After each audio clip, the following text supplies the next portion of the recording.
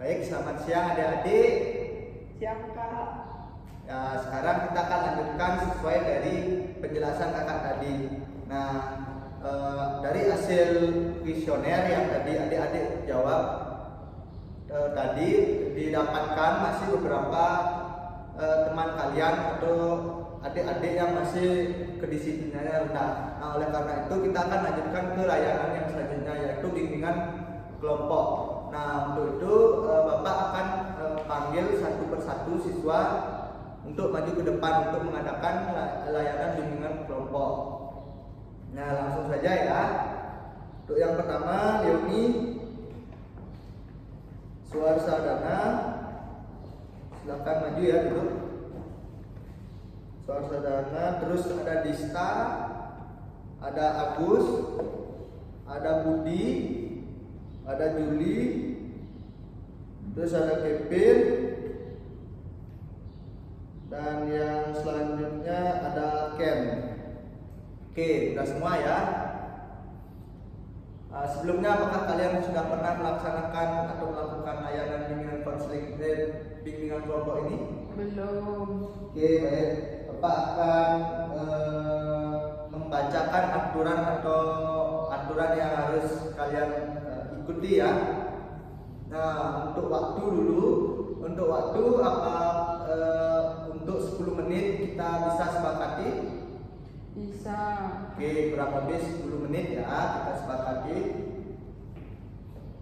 Selanjutnya, nah untuk aturan dalam bimbingan kelompok itu ada asas-asas namanya. Asas-asas itu ada aturan yang harus kita ikuti atau peraturan. Nah, salah satunya itu ada asas kerahasiaan. Nah, yang dimana dalam bimbingan kelompok itu ada asas kerahasiaan yang harus kita jaga. Artinya kerahasiaan itu tidak boleh kita sebarluaskan kemanapun. Maksudnya di luar kelas itu tidak boleh disebarkan. Artinya kita harus menjaga asas kerahasiaan ini. Nah, selanjutnya ada kita tidak boleh mencela orang yang sedang berbicara. Artinya secara bergantian kita berbicara atau mengungkapkan pendapat kita. Oke? Dapat dipahami adik? Dapat. Oke, baik. Kita langsung saja ya mulai. Nah, dari yang pertama, ada yang masih ingat nggak tentang kenapa sih kedisiplinan itu penting? Untuk masa depan Kak. Oke, bagus. Yang lain? Oke, nggak ada ya. Jadi benar banget yang dikatakan teman kalian ini. Jadi kedisiplinan itu menentukan masa depan kalian. Kenapa begitu? Karena kedisiplinan, kalau kalian sudah disiplin, otomatis motivasi belajar kalian meningkat atau kalian bisa dibilang rajin.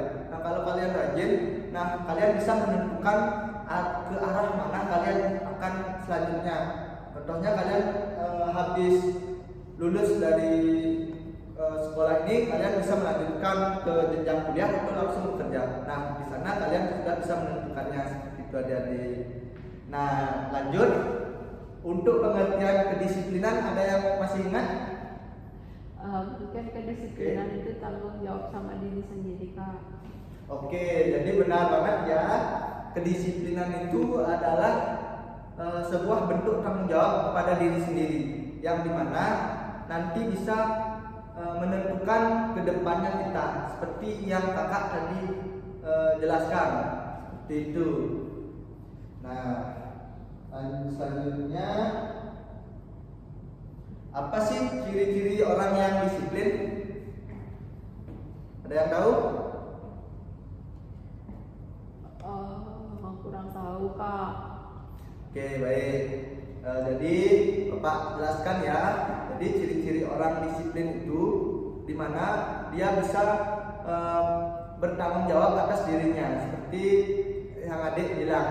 Artinya orang yang bisa mempertanggungjawabkan dirinya, seperti berpakaian yang rapi, bisa mengikuti aturan yang ada di sekolah maupun di lingkungan luar sekolah, atau dalam bersosialisasi di lingkungan masyarakat, seperti itu ya adik.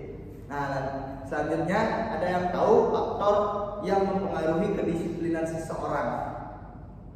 Coba, ayo, siapa yang bisa? Mungkin ada faktor eksternal dan internalnya, Kak. Oke, bagus sekali ya. Jadi dibilang ada faktor eksternal dan internal. Internalnya itu berarti dari dalam dirinya, yang dimana mungkin pikirannya dia sendiri. Nah, kalau dari luar,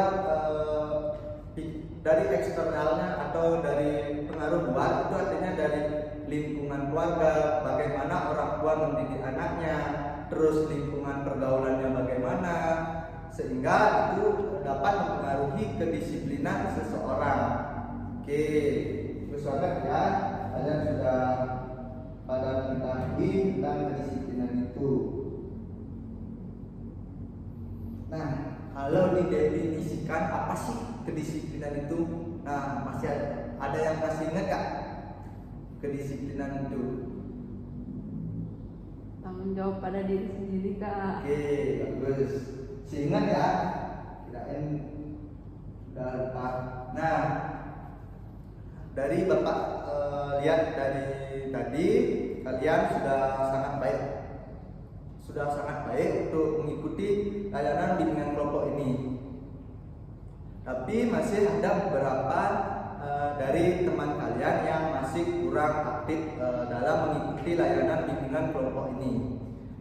Untuk itu kakak akan melanjutkannya sesuai dari penjelasan kakak sebelumnya untuk melanjutkan ke layanan bimbingan konseling.